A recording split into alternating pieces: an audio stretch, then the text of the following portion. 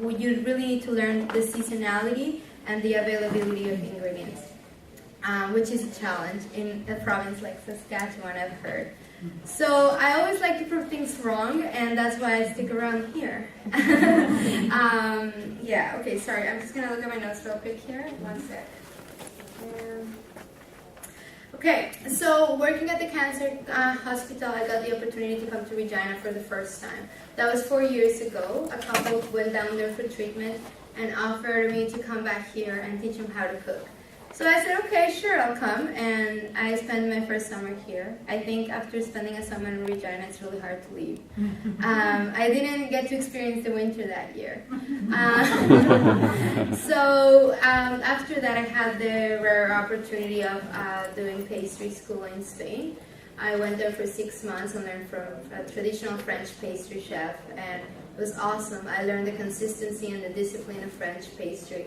But I also learned how much refined sugar and white flour and non-organic stuff is used in it. And I mean, it's delicious. It's great, but it's not what I wanted to do. I still had that bug in me of the healthy food and the helping people through food and bringing health back, right? Because I feel it's very important for us chefs to not only look at the flavor part of food, but also look at being able to give our guests the best experience and have them leave your place and your food, like after eating your food, feeling really well and feeling like it was worth it, right? So that's that. After pastry school, I came back to Regina to work in pastry, of course.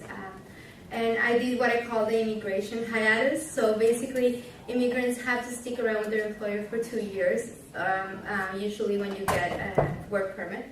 And at that time was also when I met Kieran. He's sitting there and recording us.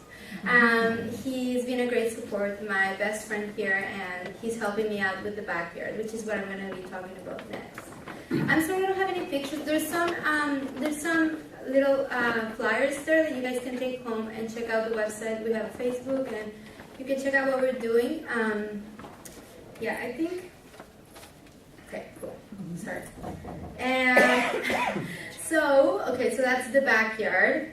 Before I talk about the backyard, I wanted to mention last year, because of immigration stuff, I had to go back to Mexico, and I got an opportunity there of teaching low-income communities how to work with wholesome ingredients. And it was through the government and through my school that I got into this program, and it was just so amazing and so fun to teach people how to work and make food with simple ingredients and just healthy food. And then I came back to Regina, took on a job in Regina at a cooking school, and I taught for months how to make real food here, and now I am just taking on my own project. I have to mention, this year I had the opportunity to go to South Carolina for 5 weeks to intern at a restaurant there. It's a farm-to-table restaurant, so it's nose-to-tail restaurant. It's one of the best farm-to-tables in the States. And I went there for 5 weeks and got so inspired for the food movement there and how much food is going on. And it's not only because of, well, yeah, they do have helpful weather, but they also go through full months where they can't grow anything. So a lot of the food is based on hydroponics, and a lot of the food, they're so amazing. They figure it out because their food is based in Creole cuisine, which is the food that used to be good for the soil. So it's not just about one ingredient, it's about like beans and rice, and it all together comes to, like their food is based on being environmental and sustainable. I'm getting stuck in this, but so that's why I went to South Carolina, and now that I'm back, this summer I wanted just to show my friends about local foods, right? Because when you are into this and other people aren't, they look at you like, what are you talking about, right? People are used to going to the store and getting their food frozen and then just cooking it however. And I wanted to show my friends what local foods are here and like what are the farmers, right? And started doing a research, met Mariana McBride, met some farmers, and started getting product, and we started doing the dinners. So the first dinner was just for friends. It was in my backyard, but that's why it's called the backyard. And we just had friends over and cooked everything, obviously local, and then decided to just start doing it more often. And our dinners are selling out. The last one was at Over the Hill Orchard, so that was a lot of fun. We had 32 people. Next weekend I have another one in Regina Beach, and there's 50 people coming. So I think the interest is there. I think the opportunity for organic food is there, and we just need to bring awareness of like ways to promote it, and that's what I'm supposed to talk about today, which is why the backyard is. And at the backyard we do four-course meal, just seasonal based and organic food, and we promote the supplier and talk about the farmer and try to get as close as we can, so we can actually show that we know what we're talking about. One thing that I wanted to bring up to light a little bit, and how helpful it's been for me collaborating and reaching out and asking for something you need or something you want. This has been very helpful, because I think only that way is how you can get more people excited about things, and how, I don't know, I haven't met any other chef in this city that is using only local and organic, so I'm excited to meet more, and I'm excited to go out there, and this next summer we're planning to go up north and try to do more dinners there.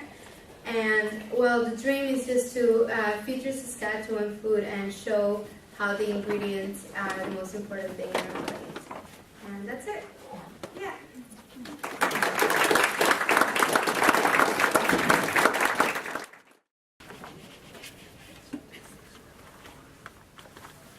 Okay, next I would like to welcome Chef Jenni Willems. Welcome to Saskatchewan. It's so awesome to have someone with passion, and you're just going to do so much here. And I'm looking forward to hearing and seeing what you're going to do, eating your food. So we're going to stay connected. That's what this Organic Connections is about, right? How many friends have you made over the last 4 years coming to this? Oh, yeah. How are you? So, yeah, my name is Jenni Willems. And I was born in Prince Albert, Saskatchewan. And when I was 2 months old, my parents moved to Besnard Lake, which was quite far away. My grandma wasn't too happy, but we had lots of adventures. My dad worked for a pulp company scaling timber, and my mom was a nurse. So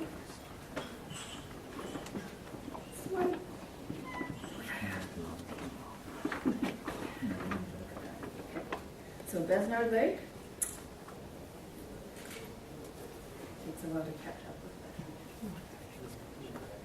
Yeah, I wasn't green as a child, really. So we did a lot of outdoor things, roasting mittens. Roasting hot dogs, that's me in the blue.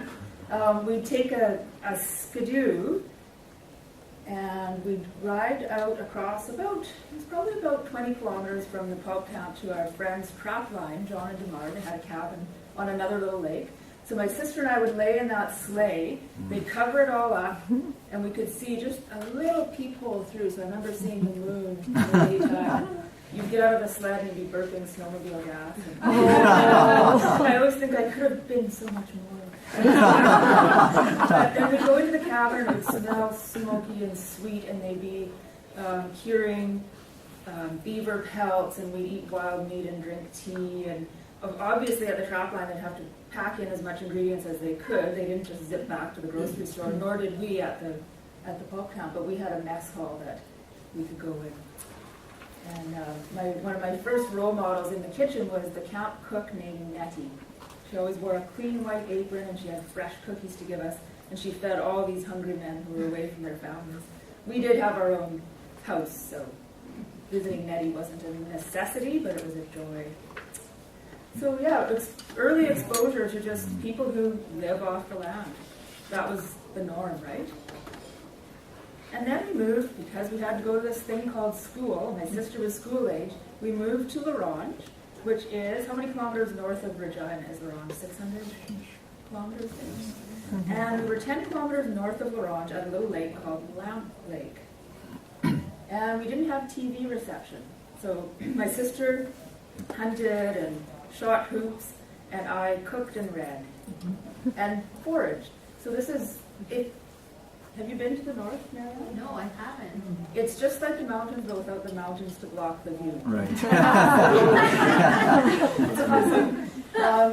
I used to I can't even believe this, but I used to just wander in the bush and pick berries and go home and ask my mom if something was edible, and it usually was.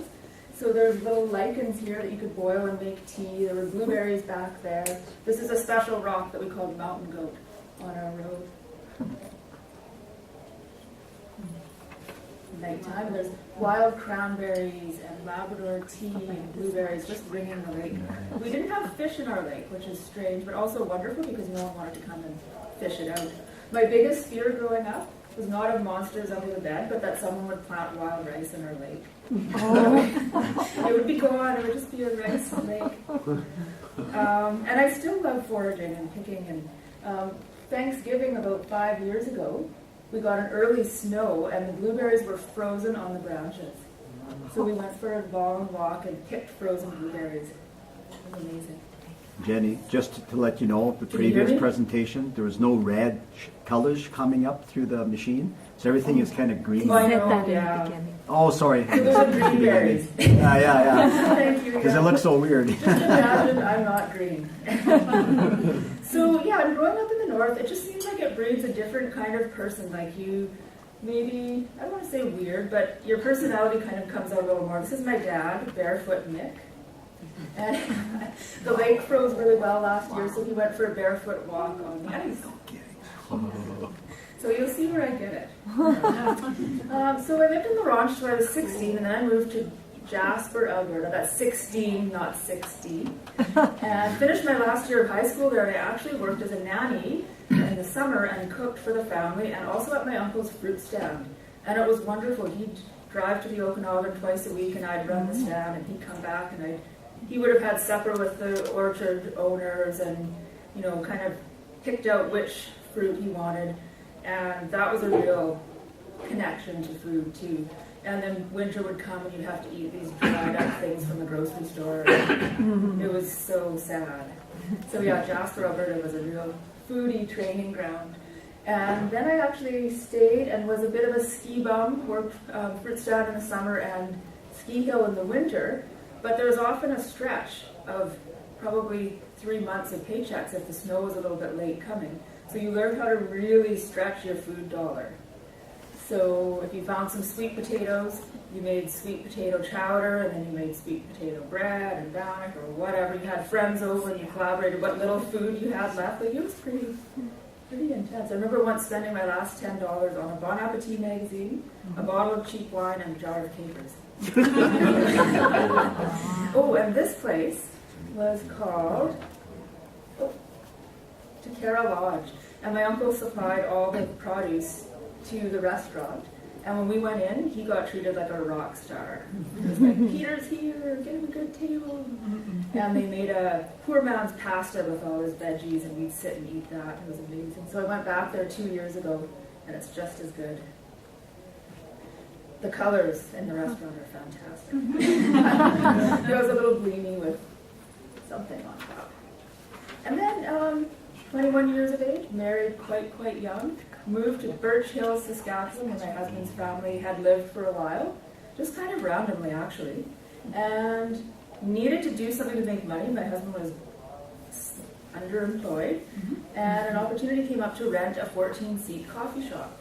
So I put $2,000 worth of fair trade organic coffee and dishes on my credit card and moved in and started New Ground Cafe, 2005. And I had to raise the price of coffee by 25 cents, which almost made the paper. Except I was also the reporter, so I didn't. But it was really education because people were used to, if you're from a small town, the guys go to the coffee shop and they sit for 3 to 10 hours. At least 6 cups of coffee, right? So I had to kind of say, these coffee beans were handpicked by somebody and we want to pay that person a fair wage. So first I wasn't going to give any refills. That changed to 1 warm-up. So that's... And I've never wavered on that. So that was how it started, was thinking I want to do fair trade organic coffee. And then the food, I never thought I want to open a local foods restaurant, but it just made absolute sense. Like, why would I not use flax and peas? And people were just constantly coming in and saying, I hear you use local food. I'm starting a hemp growing company, or it just snowballed. It wasn't a planned thing, it just kind of happened. That's the bustling metropolis of Brito. And I was originally here, renting a space which was, the kitchen was this big, and the dining area was to that wall. Wow. So I was running out of space before I ran out of food, and paying a lot of rent. Oh, I'll show you what I served. I didn't want to throw out any of the coffee because, of course, it was expensive, fairly organic. So I made a Red River cinnamon bun, kind of reflecting my Métis heritage a bit. And then I saved the coffee, not from the cups, from the pot. And made a cream cheese coffee icing and a date coffee cookie. So just kind of making use of all that. And then doing some of my northern cooking. Those are wild cranberries I picked at my dad's. Hemp heart key lime cheesecake. The limes, of course, were local. I can give you that recipe. So that was a young guy that came in that started the hemp operation. Really, it was just a hemp operation. He's actually done really well. His company is called Good Seed Hemp, and he's out in Victoria, but he accesses hemp from all around Saskatchewan. And he was such a good encouragement those early days. The walls were beautiful coral color. This is Coffee Row. A lot of those people have passed on. So yeah, ran out of space, needed a bigger place. Put an offer in on a 100-year-old building down the street, a brick building. And that's what it looked like when I got in possession. And then it turned into this. So what I wanted to do was food, art, and music. And the word kind of got out. We had, similar to what you were doing, we had 4-course meals with music, and I paid the musicians a going rate. I didn't expect them to do it for exposure because you can die of exposure. We all know that. So people, probably 3/4 of that room was from out of the town. And that's kind of what it would look like. I only had enough room for 35 plates, so that's how many people we usually had at the night. And sometimes more, sometimes less. That would have been I think that's a smoked Gouda Bannock, wild juniper, local gin, pickled carrots, and it looks like something with Pascal. But I still had to cater to the townspeople. They're why I was there. You have to honor the community and make friends. So this is Coffee Row. I sat down for months to have a. Do you recognize Carl Barber from Northern Lights Orchards, Pascal? So lunches were typically a chowder, pizza, salad, cookies. I was really hardcore when I first started. Wouldn't use any lettuce past lettuce season. Now I'm lucky I'm in Saskatoon and I use floating gardens. It's available all year round. Yay. So that would have been a slaw that I got from a local producer. Calisacuan rolls with asparagus instead of guacamole, or instead of avocado. Northern pike and barley, sticky barley. You can do that instead of sticky rice. The menu was daily changing in order to buy more expensive ingredients. I didn't want anything to go to waste, so people just had whatever I had. I was open Thursday nights for supper, and we did a lot of live music. Oh, I have to go back. Ladies, if you ever get a chance to see Carnell Sawitsky, he's one of the best, and gentlemen, one of the best fiddle players in Canada. So anyway, the sustainability of that operation, Coffee Row, lunchtime, special events, that's how people say, well, how could you do a local foods, partially organic restaurant in a small town? Diversification and being flexible. If someone tells you, Jenny, you need to have a refill. Well, maybe we'll meet halfway and have a warm-up. So, I mean, it's definitely doable. Whether you're in the city, whether you're in a small town, you just have to use your creativity. That's my fiance now. He was one of the last music events at my restaurant. Carrie Catherine. We had a hip-hop artist for the kids. Put your hands in the air. Art shows, that's a tree growing out of the wall. Yoga classes. Dinner in the dark. Have you ever? Jerome probably has. And then I got a little bored, so I started serving food outside once a year at my ice cafe. So they're from South Africa. They bundled up. And the Chinese restaurant was across the street, and I'd start creating this thing. Did I mention weirdness? I'd start building this right after Christmas, and this coffee row would watch me, and so I tried to do a lot of it at night at like 1 in the morning. So the town has a lot of Scandinavian families, so I tried to do kind of Scandinavian fusion. But utensils, no, they stick in your mouth. So it was a little trial and error. We did it 3 years in a row. So that's a lefse, savory lefse with brown butter and sage. And that's something, I think there's a Northern Pike Gravlax in there somewhere. We came in for dessert. If you can make it through the 3 courses, you got to come in for dessert. So that's a gingerbread, red fife, ginger. Oh, that's your wheat. Red fife, wheat, gingerbread, and sour cherries. And then the one year we brought yoga into the mix, so I made a snow yin-yang circle, and my daughter and I did a yoga performance. Now look at this. Arnold, one of my best friends, he's 91, World War II vet, and he stayed outside the whole entire time. So when people wanted to go in and warm up, they looked at Arnold and kind of beeline back outside. But that's so awesome because he got so behind the fair trade coffee and the local ingredients, and yeah, people of all ages can relate to this if you put passion behind it like you are. A little more yoga. And oh, this is cool. So one year there was not enough snow for this, so I had to get a snow guy to come and bring snow onto the lot. And there's 2 snow guys in town, so I had to get the rival guy to haul it away so I wasn't in trouble. This is kind of an aside, but the one guy's slogan is "Get her done," and the other guy got it from his truck, got her done already. This is serious. So that was used for me to climb to the top of the mountain and ring a bell and then tell everybody about the ingredients and what they were going to be eating, which is so important. I heard a Food Network chef was at a wine tasting dinner at a friend's restaurant, and he gave a critique after the dinner, and he said, you know, naming the producer is just a trend. And it's kind of over, like we don't really do that in Toronto anymore. And it's just something that, you know, people were doing to get attention, and it's over. And I just feel punched about it.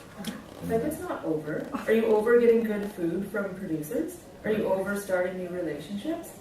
Like, no. I'm just the end, well, the eater, the diner is the end part of this chain, but I get the ingredients, I do an interpretation.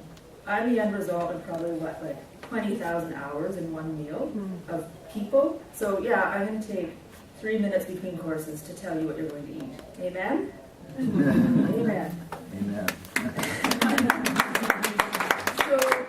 Oh, that's a fire dancer, because music doesn't happen outside without the instruments cracking. So we had a couple people circling down there. So yeah, talking about the food, telling people, getting them excited, and they just, oh, it's like foreplay a little bit. They really want to eat once you've got them all primed up. It's true. Try it. So yeah. Oh. And this is my foster brother, Drew. He's blind, and obviously he's in a wheelchair, so I did a lot of helping him with his meals growing up. And I think that influenced, too. He could tell when something wasn't good. Like iceberg lettuce, he will not eat at all. It does not go down. Frozen peas, like so much the texture and the food, and it's amazing. So he helps me MC a lot of my events. So he'll introduce me, he'll introduce the performer, and sometimes he'll even talk about the dessert or something that I've let him try beforehand. His name's Andrew Ross. Yeah, just more talking about food. These are not green tomatoes. They're beautiful, red, and chocolate tomatoes from Floating Gardens Greenhouse. So anyway, I sold my restaurant, or the restaurant building in 2012, moved to Saskatoon just to do catering, but I ended up running a corporate cafeteria at Concentra Financial. Did that for 2 years and just moved my whole kitchen and also did my own catering. It was very challenging though, because cafeteria, you think cafeteria, right? $550, $350. but I think I might have changed about 30 minds in a Oh, building of God. 160. Oh, But that's awesome, right? That's a good average. And now I'm actually in the process of partnering up with Station 20 West on 20th Street, which is a community enterprise center with a beautiful kitchen. They have rooms that you can book for catering, so I'm going to be heading up their catering program and also redesigning their cafe menu. Edible flour butter, a lot of lettuce. It's my daughter Emma. Cattails from the north, from Elizabeth Pocher of Wild. What's it called? Elizabeth from Love. Beautiful organic eggs. Dandelion root that I picked, and it only yielded a quarter cup of that. Chickens from Pineview Farms. More stuff from the north. Terra Madre, 2008. I think a lot of you have been there. Connecting with other people at Terra Madre, slow food conventions. Oh, the other thing, cool thing is travel. Like, didn't travel open your minds amazingly? But when you go, take some Saskatchewan ingredients, as many as you can, and share them. This was in Germany last February. We made spätzle, and then I also made a Bannock pizza with Black Forest ham from the real live Black Forest. What else did I bring? Wild rice, mustards, things like that. People are so excited to see what we have. And it'll increase your pride in where we're from. And you'll learn, obviously. Canadian picnic at the end of Terra Madre, we just shared food. So yeah, if you have a chance to travel, even if you don't have the money, do it. So in closing, I just want to say too, nowhere here did I talk about cooking school or any form of training because I have none. I just started cooking and I've just been cooking since I was 8. I try to soak up as much knowledge as I can from people like you. I'll be hanging out with you. And so I even struggle with calling myself chef, but my customers started referring to me that way, and I looked around and thought, is there anybody else in this kitchen being the chief of the kitchen? I don't think so. So I kind of took that on, and yeah. Ultimately though, my grandma, who passed away a couple of years ago, used to eat her food and say, oh, this tastes so nourishing. So nourishing. And to me, that was the ultimate compliment. She said that about my food. That was better than if you were at a ritzy dinner party and someone thought, oh, we should get her to do this again. That's the ultimate. That's why we do organic. That's why we do local, because it tastes and is nourishing. So I just want to thank all of you. I think most of you are producers, for continuing to do what you do, and also for encouraging me. Sometimes you'll come to my kitchen, drop off an order, and I'm literally in tears or swearing when I don't even tend to swear. But vice versa, if you feel like giving up, I think I can sometimes give you a little push. So let's keep working together and share our concerns. It's a relationship. It can be very frustrating on both ends, I think, but it is so worth it. So thank you very much.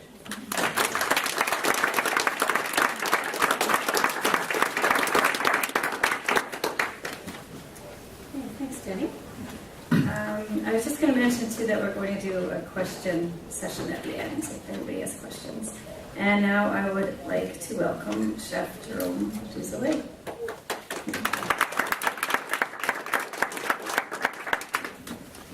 Well, good afternoon, everybody. I will introduce myself for those who haven't heard me this morning. So my name is Jérôme Douzelet, and I'm working in the south of France as a chef, but a bit like you. I'm quite alone in my kitchen most of the time. Sometimes I have some helpers, but most of the time I'm working alone, because the way I choose to work is not very easy to share with other chefs, especially in France, because of the thinking we have about gastronomy. So this afternoon I would like to tell you about my village, about my producers, and then about French gastronomy, because I think you have something in your mind about French gastronomy, but I'm not really sure it corresponds to the reality at the moment. In a wrong way, I mean. So in my village, we are very lucky, and it is one reason why I became an organic chef. We have catering for the children, which is organic at school. Children eat organic food. This is a great change for them and also for us, and also for the farmers around the village, because for the farmers they are able to produce, and they are sure that they will sell everything for the canteen. Yes, is it the right one? Canteen, the place where the children eat. Canteen. The canteen, yes. So they are sure to sell a lot of things to the canteen, but also we are in a very touristic region, so they can also sell a lot to the tourists. And my producers have more problems to produce enough. They would like to produce more, but the way they cultivate is not really made to produce a lot. But they at least produce so high quality that they can choose the price they can sell their products. So it's a great chance for them. And the canteen is also a great chance for the parents, because when the children are used to know the taste very early in their life, the real taste of things, I mean, the real taste of a carrot, for example, they are not able to eat a plastic carrot anymore in their life. They will say to their parents coming back home, no, I don't want to eat that. I want good products, and that's really important, I think. Maybe it's because my first job was a social worker, so it's really important for me to educate children, and I think the solution is in their mind. For us, maybe is it too late, but the children could help the society to change. So this is really a great change, and also for the teachers, because they can diversify the way to educate the children. They have a garden also at school, because because of the canteen. They have the chance to be able to show the children how we can grow or raise aliments, and the children are always very interested by going out of school.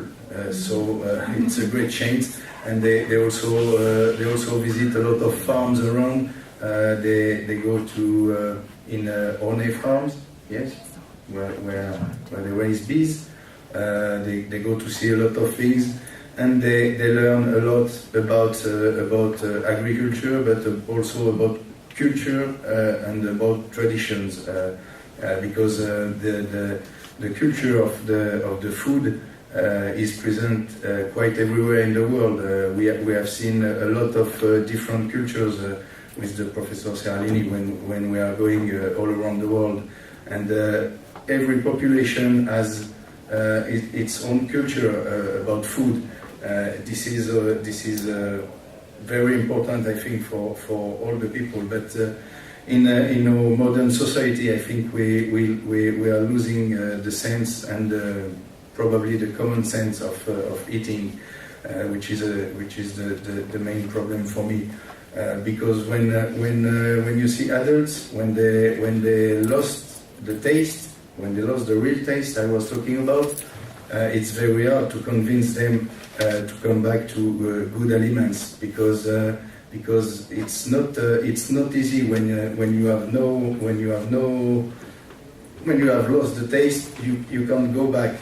For example, when I was in the Jura, in the mountain, they were used to make a very nice butter with a great taste, with the flour taste, but without putting very nice edible flowers like you, but the flowers that the cows were eating. But the taste of the butter is very strong as the taste of the raw milk, and people coming from big cities in France, from Paris mainly, because People from Paris doesn't know anything about nature. It was the taste was too strong for them, and they were not able to appreciate the butter. That means that the industry modified so much their taste that now they are just able to buy their aliments in the industrial stuff. So it's a great pity. That's why I really believe in the children to change the world about the safety and the quality of food. And that's why we are so lucky in my village in Barjac to have this organic canteen. We also have, because of that, we also have many producers. We have a nice farm, a collective farm, which is quite big for France. It's around 120 hectares, so it's quite big in France. It's an integrated farm. The mayor of our village decided to help the farmers. It's very hard for young farmers in France to obtain some or to buy some properties, because the conventional farmers which get a lot of subsidies from the government. In France, in Europe, we call it le PAC, the subsidies from Europe. The conventional farmers are very interested by owning the more land as they can, because the more land they have, the more subsidies they have. So they always want more and more to produce aliments which are not really aliments, because most of the time they doesn't know what it becomes. I personally know some farmers which are producing seeds. One of my neighbors is producing onion seeds, and is not able to eat what he produces. He just collect the seeds, save the seeds, and then put the onions to the rubbish, because he knows how he cultivates it. He puts so many pesticides on that he doesn't want to eat that anymore, and he doesn't want to feed his children with his production. The result is that he's not proud of his job, he's not proud of his work, and he's really sad with that. But it's probably easier for him than for the small farmers, the small integrated farmers we have around. Anyway, in this farm, in this collective farm, it's a very nice project, but it's not easy to realize. The project at the end is to produce cereals, to make some flour for the bread, but also to produce to raise cows, to raise pigs, and to use, of course, the no. C'est quoi? Bon, je peux le traduire. Le fumier et le fumier, manure. Compost, oui, le compost. The manure, to use the manure to grow vegetables also, which is very intelligent, but which is not new, I think.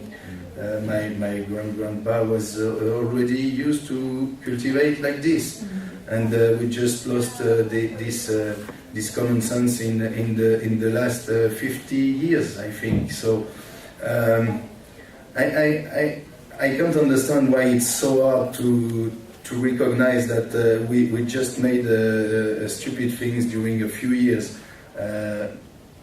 We knew how to do correctly, how to produce very nice things, and we just lost it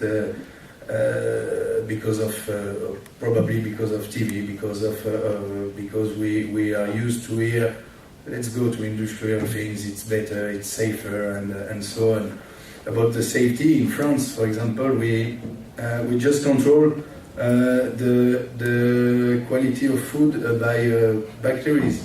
If you're okay with bacteria, if your kitchen is clean, if if your fridge are clean, everything is okay. Nobody cares about the chemicals you can find in your vegetables. You can cook an apple with 50 treatments a year, but it's not a problem. Nobody would say anything to you. But if you have a bit of flour on your scales, you can go to jail.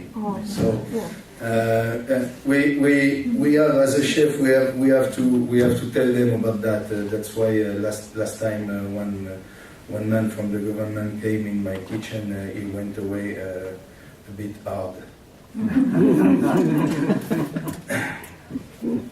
We have to choose. We have really to choose for the chef the way we want to make the cuisine for tomorrow. The chef at the moment in France are obsessed by new things, by TV shows, by a kind of art.